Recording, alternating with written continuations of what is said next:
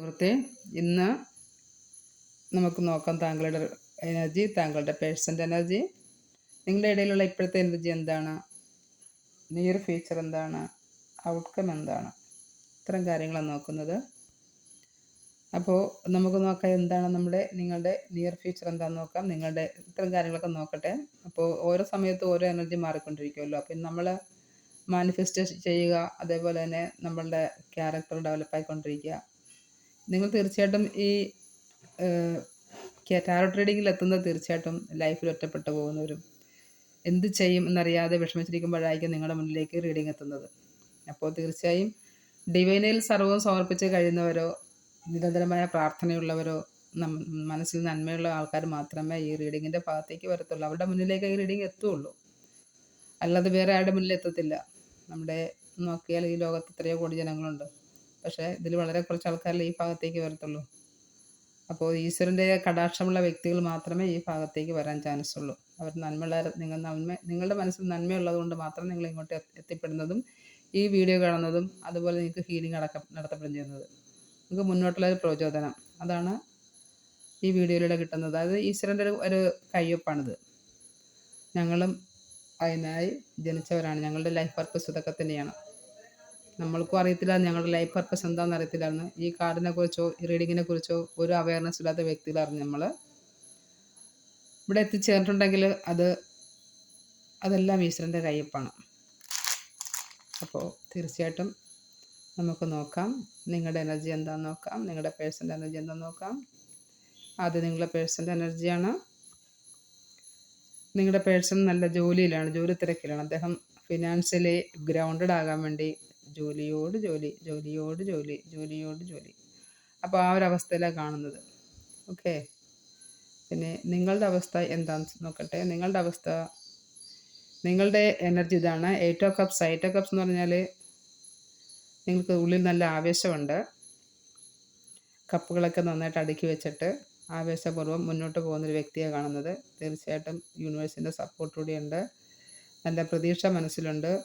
നന്മയോടുകൂടി നല്ല പ്രതീക്ഷയോടുകൂടി മുന്നോട്ട് പോകുന്ന വ്യക്തിയാണ് ഇവിടെ കാണുന്നത്. എന്നാൽ അല്പം നിരാശയും മനസ്സിലുണ്ട് താനും. ഓക്കെ, നിരാശയുമുണ്ട്, അതിനോടൊപ്പം പ്രതീക്ഷയുമുണ്ട്. നിങ്ങളുടെ ഇടയിൽ എനർജി നോക്കിയപ്പോൾ കിട്ടിയത് 2 ഓഫ് പെൻറ്റക്കിൾസ് ആണ്. ഞാൻ നേരത്തെ എടുത്തപ്പോൾ നേരെ തന്നെ കിട്ടുക കേട്ടോ. 2 ഓഫ് പെൻറ്റക്കിൾസിൽ നിങ്ങൾ 2 കാര്യങ്ങൾ ഫോക്കസ് ചെയ്യുന്നുണ്ട്. 2 കാര്യങ്ങൾ എന്തൊക്കെയാണ് നിങ്ങൾ ഫോക്കസ് ചെയ്യുന്നത് നിങ്ങൾക്ക് അറിയാൻ പറ്റുള്ളൂ. ഒന്നെങ്കിൽ ഫിനാൻഷ്യലോ സാമ്പത്തികമായിട്ടുള്ള കാര്യത്തിലും ഫോക്കസ് ചെയ്യാം, ലൈഫിലും എന്തായാലും നിങ്ങളുടെ മനസ്സിൽ 2 കാര്യങ്ങൾ നിങ്ങൾ ഫോക്കസ് ചെയ്യുന്നുണ്ട്. അതാണ് നിങ്ങൾക്ക് അറിയാൻ പറ്റുള്ളൂ. 2 കാര്യങ്ങൾ നിങ്ങൾ ഫോക്കസ് ചെയ്തിട്ടാണ് കാണുന്നത്. ഏതെങ്കിലും ഒരു കാര്യത്തിൽ ഫോക്കസ് ചെയ്താൽ അത്ര നല്ലത്. പിന്നെ എന്താണ് ഇതിൻ്റെ ഔട്ട്കം എന്ന് ചോദിച്ചു. നിയർ ഫ്യൂച്ചർ ഔട്ട്കമാണ് നിങ്ങളിലേക്ക് വന്നുകൊണ്ടിരിക്കുന്നത്. അതായത് ഈ കാര്യങ്ങളൊക്കെ ഇതിപ്പോൾ 7 ഓഫ് വാണ്ട്സ് എന്ന് പറഞ്ഞാൽ ആവേശത്തിൻ്റെ കാർഡാണ്. അതേപോലെ തന്നെ ഇത് പെൻറ്റക്കിൾസും കപ്പും വാണ്ടും വന്നിട്ടുണ്ട്. 3 കാർഡ് 3 എണ്ണം വന്നിട്ടുണ്ട്. അപ്പോൾ ഇത് കാണുന്നത് നിങ്ങളുടെ ഇടയിലുള്ള പ്രശ്നങ്ങൾ അത് പരിഹരിച്ച് മുന്നോട്ട് പോകുന്നതാണ് കാണുന്നത്. ഇപ്പോൾ നിങ്ങളുടെ ഇടയിലുള്ള ദേഷ്യവും വാശിയും വൈരാഗ്യമൊക്കെ കുറഞ്ഞ് വിജയിച്ച് മുന്നോട്ട് പോകുന്നിട്ടാണ് കാണുന്നത്. തീർച്ചയായിട്ടും താമസിയാൻ ഇത് എൻഡിലെത്തുന്നതായിരിക്കും. അതിൻ്റെതായ നിയർ ഫ്യൂച്ചർ ഇതായിരിക്കും. ഇതാ 6 ഓഫ് കപ്സ്. 6 ഓഫ് കപ്സ് എന്ന് പറഞ്ഞാൽ കപ്സ് 2 കാർഡ് വന്നു. 6 ഓഫ് കപ്പ് എന്ന് പറഞ്ഞാൽ നൊസ്റ്റാൾജിയാണ്. നിങ്ങളുടെ പേഴ്സൺ നിങ്ങളെക്കുറിച്ച് വളരെയധികം ചിന്തിക്കുന്നുണ്ട്. അതേപോലെ തന്നെ നിങ്ങൾക്ക് കപ്പ് തരണമെന്നും അദ്ദേഹത്തിൻ്റെ മനസ്സിൽ നിങ്ങളെക്കുറിച്ചുള്ള നല്ല ഓർമ്മകളുണ്ട് കേട്ടോ.